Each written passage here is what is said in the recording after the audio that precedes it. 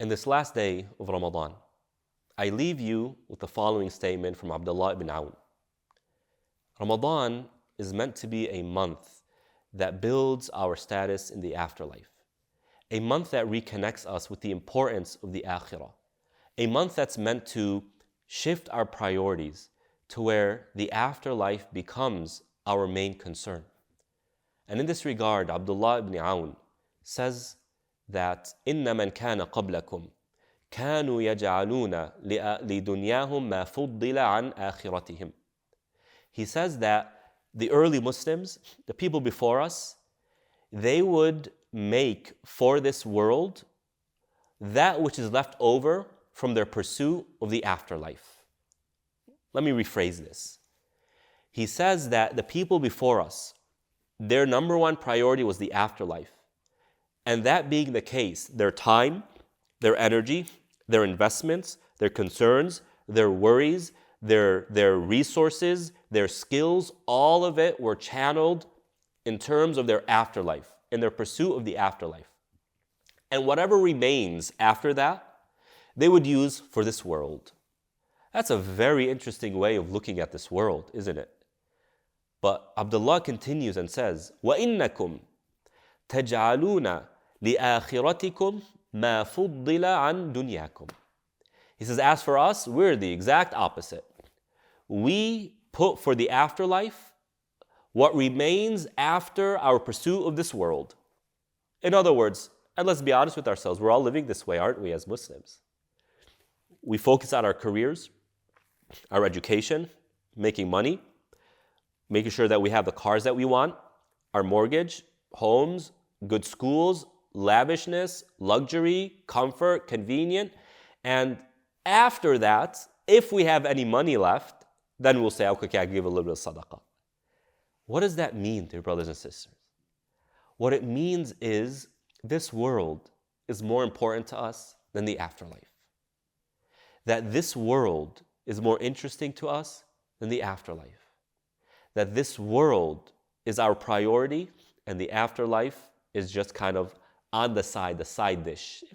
If I have some more room for dessert, I'll go ahead and take it. If not, then, I don't need it. This is exactly the opposite of the message of the Prophet. This is exactly the opposite of the spirit of Ramadan.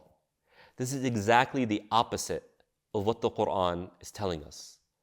Allah calls you to the afterlife, where there's eternity, for you to live and do whatever you want without any concern for old age or health, for poverty, no fear, no weaknesses.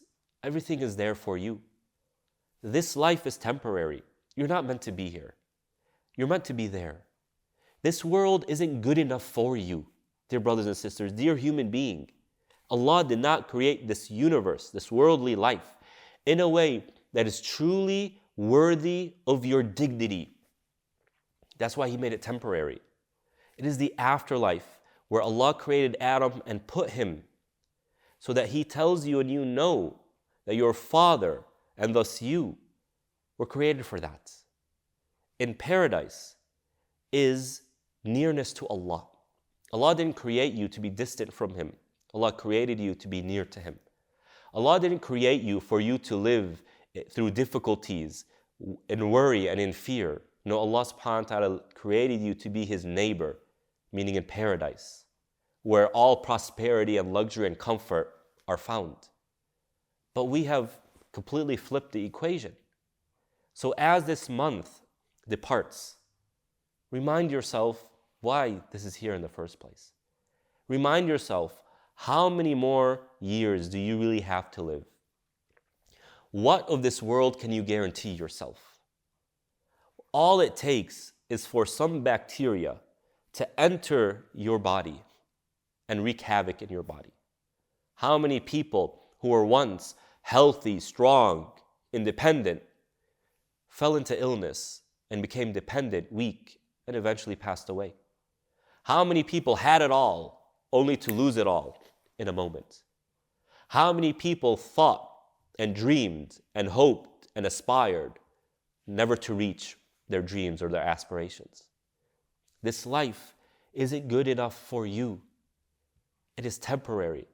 The afterlife is better for you. And Allah calls you to Dar es-Salam. Allah calls you to where you're meant to be.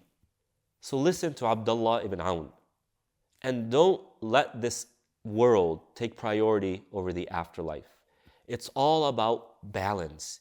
You have responsibilities to your worldly well-being.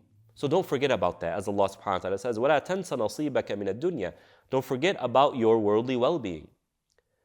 But don't let it come at the expense of your afterlife. Balance the two. You could do better. You could live a healthy, balanced life where you aspire and you dream and you have goals and you reach those goals in this world, while simultaneously you work towards your afterlife.